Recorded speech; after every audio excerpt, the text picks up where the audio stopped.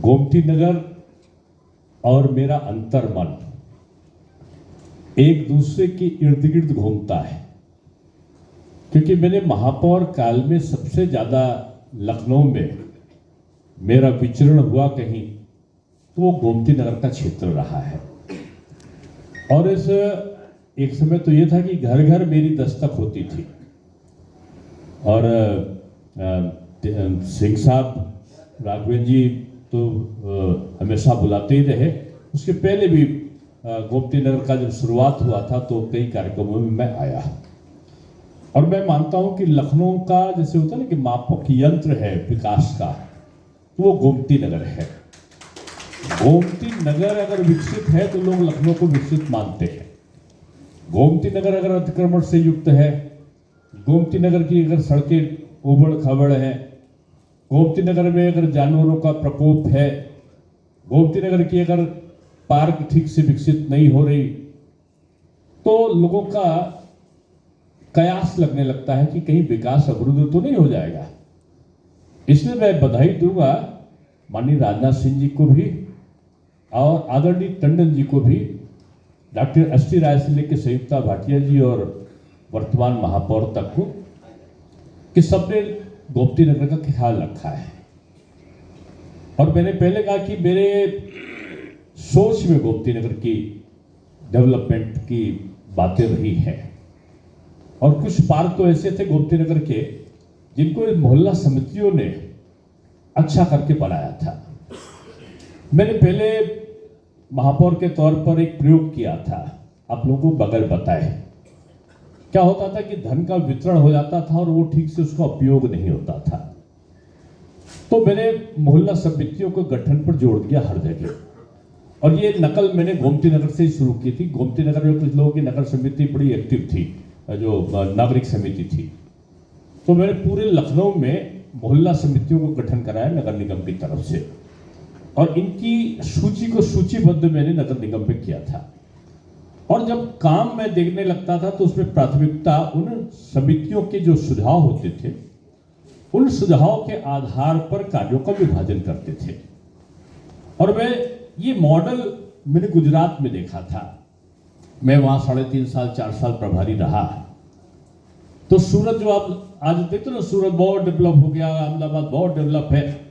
इनका डेवलपमेंट का मुख्य काम मोहल्ला समितियां हैं और इतनी जागरूक मोहल्ला समितियां हैं कि वो पूरा उनको एक खाका अगर सरकार का निकला कि हमारी ये योजना है तो लोग मोहल्ला समितियों की राय लेते हैं। एक बार का मेरा अनुभव बहुत वो था कि ये हुआ कि जल भराव होता है। प्रारंभिक दौर था, मैं समझता हूं 2007 या 8 की बात है। और मैंने कहा कि जल भराव होता है तो सरकार की तरफ से, उस समय सरकार विपक्ष की थी और हम दूसरी दल के थे, सरकार दूसरी दल की थी। तो मैंने कहा कि जल भराव का कारण जो उन्होंने बताया, जो शासन की तरफ से है, कि लोग साहब रैंप बना लेते हैं अपने नाली के ऊपर और उससे सफाई नाली की नहीं होती, इससे जल भर जाता है। तो शासन ने एक आदेश दे दिया, उस समय शासन ने दे दिया कि साहब जिनका रैंप होगा उनके खिलाफ FIR कर दो। तो मैंने इसका विरोध किया। मैंने कहा कि ये उपचार नहीं है, क्योंकि जबरदस्ती किसी के साथ में, अब पता चला बहुत सारे लोग तो ऐसे होंगे जो अपनी दादी के नाम पे, जो घर के वृद्ध हो जाते हैं, संपत्ति उन्हीं के नाम कर देते हैं और बाद में एक बिल लिखा लेते हैं। ज्यादातर जगह की ये होता है।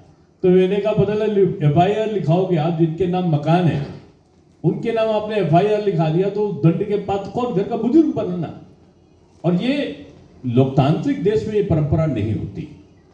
तो उनका कि इसका उपाय बताइए। उस समय के जो माननीय मुख्यमंत्री या जो और लोग थे, बोले साहब आप तो कोई चीज काम लखनऊ में करने ही नहीं देते। मैंने कहा इसका एक ही उपाय है कि हम मोहल्ला समितियों की बैठक करें, उनसे आग्रह करें, वो लोग खुद से तोड़वा देंगे और ये जिम्मा हम मोहल्ला समितियों को सौंप दें कि भाई ये नाली की ये परिधि है, इसका वो करेंगे और आपका जो डेवलपमेंट है इतना हम लोग करेंगे, इसमें पेड़ लगाएंगे, इसमें वो करेंगे, इसमें लाइट लगेगी। उनकी जो डिमांड लेटर आवे उसके अनुसार हम उसका डेवलपमेंट करा देंगे। यानी जो सुधार का अधिकार है वो उनको दे दीजिए, वही सुधार कराएंगे, वही मोहल्ले में समर्थन और बहिष्कार कराएंगे। इतना अच्छा रिस्पांस आया था।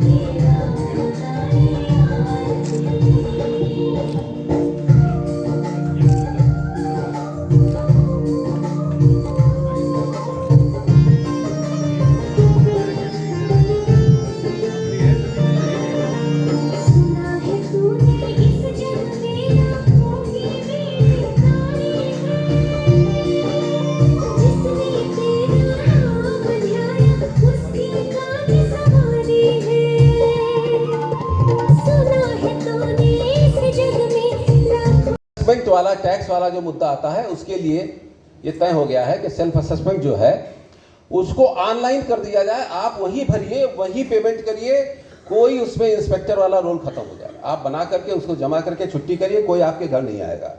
इस तरह का हम लोगों ने सुझाव दिया है। जीआईएस सर्वे का जब विरोध किया गया था उस समय का अपना वो विषय रखा हुआ है। एक बार मेरा आग्रह ये भी है कि माननीय रक्षा मंत्री जो भी देखे, महासमिति जो उपलब्धि है माननीय रक्षा मंत्री राजनाथ सिंह जी के द्वारा ही बड़े बड़े काम कराए गए हैं, तो उनके लिए भी एक बार उनको धन्यवाद देने के लिए कम से कम ताली बजाते हैं उनका स्वागत करना। एक हम लोगों ने घरों में अवैध होर्डिंग और विज्ञापनों इसके लिए कर दिया है, इसका आदेश हो गया है। हम लोगों के अपने कार्यकर्ताओं के घर में अगर किसी के यहाँ होर्डिंग इस तरह अगर लगा रखा है तो मेरा निवेदन है कि आप लोग हटा लीजिए। जब आप विषय उठाएंगे तो कम से कम अपने घर का हटाने के लिए कोई ना जाए, ऐसा मेरा निवेदन है। तो रिहायशी इलाके में जो भी ऐसी चीजें हैं अपने घरों में होर्डिंग लगा के उसको जो है आप हटा लीजिए।